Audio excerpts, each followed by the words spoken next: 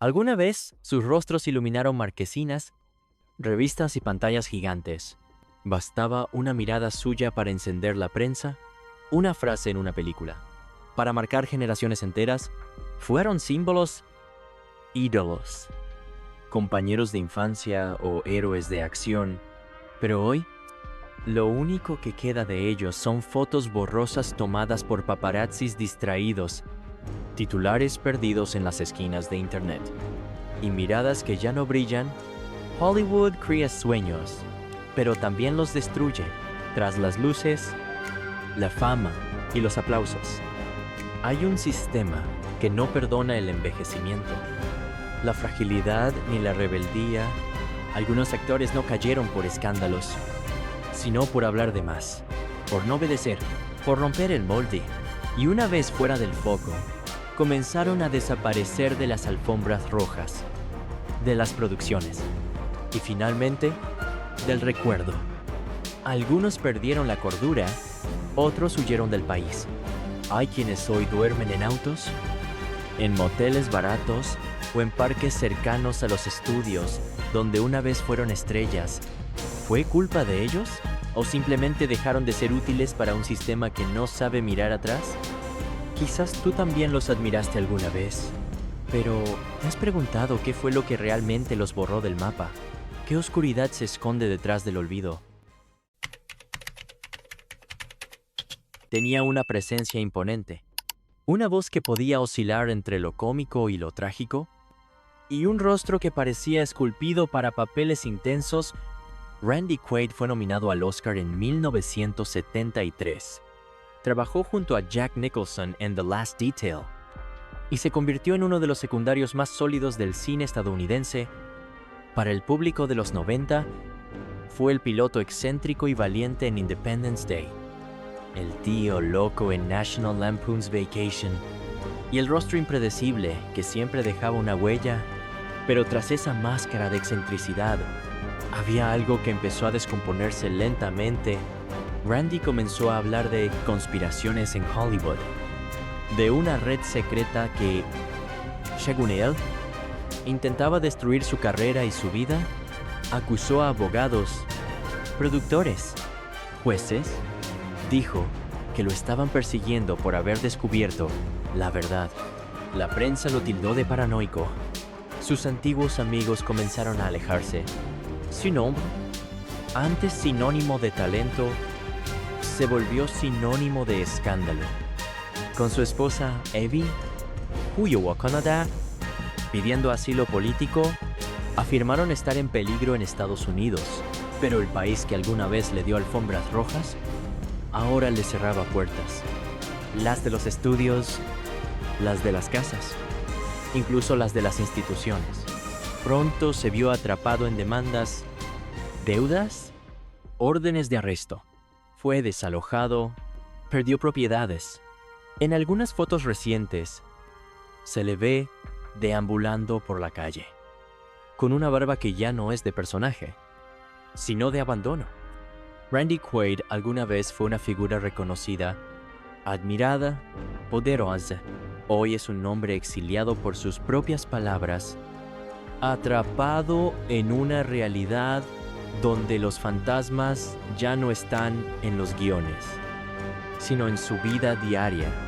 Fue locura, fue verdad, o simplemente alguien que supo demasiado y habló cuando no debía. Nadie olvida su rostro. Shelley Duvall no interpretó a Wendy Torrance. Ella fue Wendy Torrance. Su terror no era actuación. Sus lágrimas, sus gritos, sus movimientos espasmódicos frente a la cámara eran reales. Stanley Kubrick quería llevarla al límite y lo logró. Dicen que repitieron una escena más de 120 veces, que la humillaba frente al equipo, que la aislaba, que no la dejaba respirar. Todo por una mejor toma. La crítica aplaudió el resultado, el público se estremeció, pero Shelley se rompió. Antes de The Shining, había sido la musa de Robert Altman, una actriz versátil, magnífica, capaz de flotar entre lo absurdo y lo tierno. Hizo de Olivia en Popeye. Creó su propio programa infantil. Produjo cuentos de hadas para televisión. Parecía imparable, pero luego de Kubrick, algo cambió en su mirada, como si hubiese dejado algo de sí misma atrapado en ese hotel ficticio. Poco a poco, dejó de aparecer. Nadie sabía dónde estaba. No asistía a premiaciones. No daba entrevistas. Durante décadas, Shelley Duvall desapareció del radar. Hasta que un día, apareció en un programa de televisión. Su voz era distinta. Sus phrases, desordenadas. Hablaba de seres que no existían, de médicos que querían matarla. Las redes reaccionaron con escándalo. Está loca. Vieron muchos, pero otros vieron algo más profundo. El retrato de una mujer que fue destruida por la industria que alguna vez la aclamó. Hoy vive en Texas, lejos de las cámaras, con pocos recursos y recuerdos que aún la atormentan. Shelley Duvall no murió joven y fue olvidada del todo, pero lo que queda de ella es apenas la sombra de una actriz que dio más de lo que tenía y que nadie protegió cuando las luces se apagaron.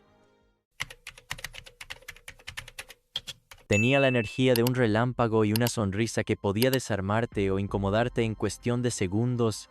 Gary Busey no era un actor común. Era intensidad pura.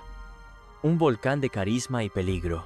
Su interpretación de Buddy Holly le valió una nominación al Oscar. En Lethal Weapon. En Point Break. En decenas de películas. Su presencia era tan impredecible como magnética. Era ese tipo de actor que no actuaba. Simplemente ardía en la pantalla, pero el fuego, cuando no se controla. Consume, en 1988, un accidente en motocicleta sin casco le cambió la vida. Traumatismo craneal, daños neurológicos. Las consecuencias fueron visibles: cambios de humor, impulsividad, paranoia. Pero Gary siguió trabajando, como si nada hubiera pasado, porque en Hollywood, mientras seas rentable, nadie te pregunta cómo estás. Con el tiempo, los papeles serios desaparecieron. Lo encasillaron como el raro, el excéntrico y el sin filtros. Sin miedo al ridículo, aceptó todo. Reality shows, entrevistas caóticas, proyectos sin guión. Su comportamiento se volvió errático. Hablaba con el aire. Gritaba en las alfombras rojas, creía ser un mensajero de otras dimensiones. El público se reía, la prensa lo llamaba el loco adorable de Hollywood. Pero detrás de las risas había ruina. Gary fue demandado.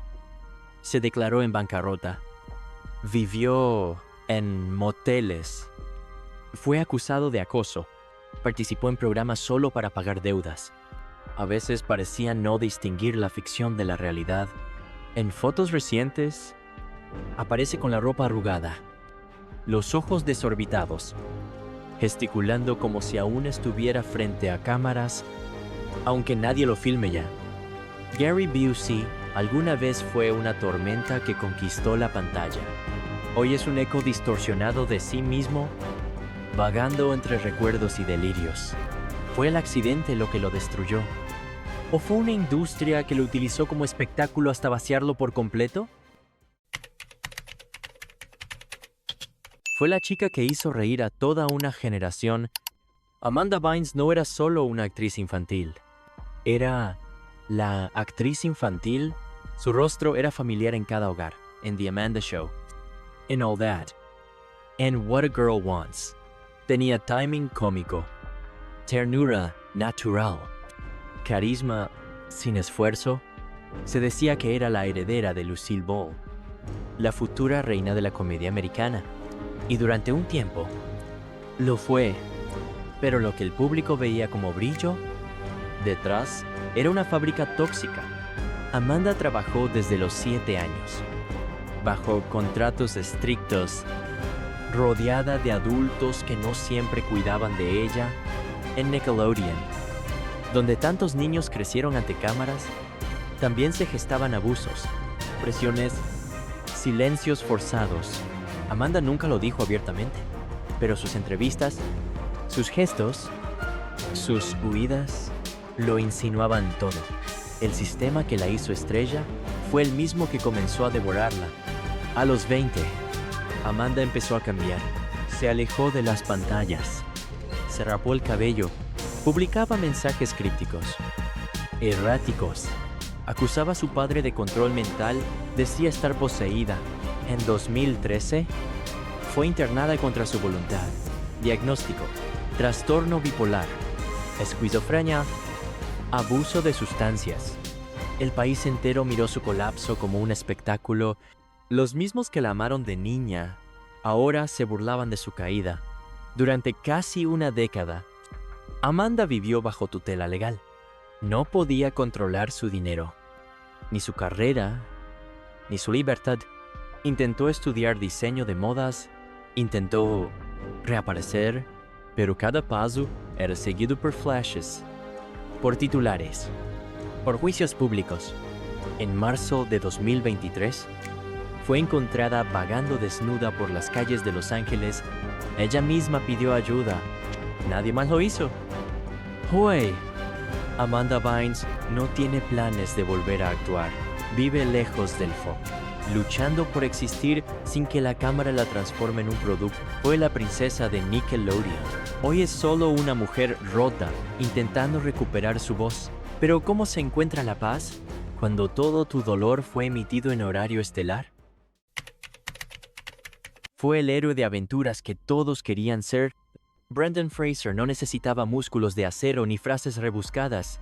Con una sonrisa tímida, una mirada sincera y un cuerpo dispuesto a saltar desde cualquier altura, conquistó a millones. The Mummy, George of the Jungle, Encino Man. Brendan era el actor perfecto para una época que aún creía en la magia del cine físico, del riesgo real, del alma en la acción. Lo tenía todo, o eso parecía. Pocos sabían que detrás de cada escena de acción había huesos rotos, hernias, cirugías, que su cuerpo, como su carrera, se iba desgastando a la sombra del espectáculo. Pero lo que realmente lo hundió no fue el dolor físico, fue un almuerzo, una mano indebida, una agresión silenciosa. En 2003, Fraser fue víctima de acoso sexual por parte de un alto ejecutivo de la Asociación de la Prensa Extranjera de Hollywood. Él lo denunció, pero el precio fue alto, demasiado alto. Tras su confesión, Brendan empezó a desaparecer de las grandes producciones. Lo relegaron. Lo tacharon de difícil. Su matrimonio se rompió. Su salud mental se resquebrajó. Vivió solo, en una casa vacía, viendo cómo el mundo olvidaba su nombre. Pasó de ser ídolo global a ser un recuerdo borroso. Un actor que ya no daba la talla.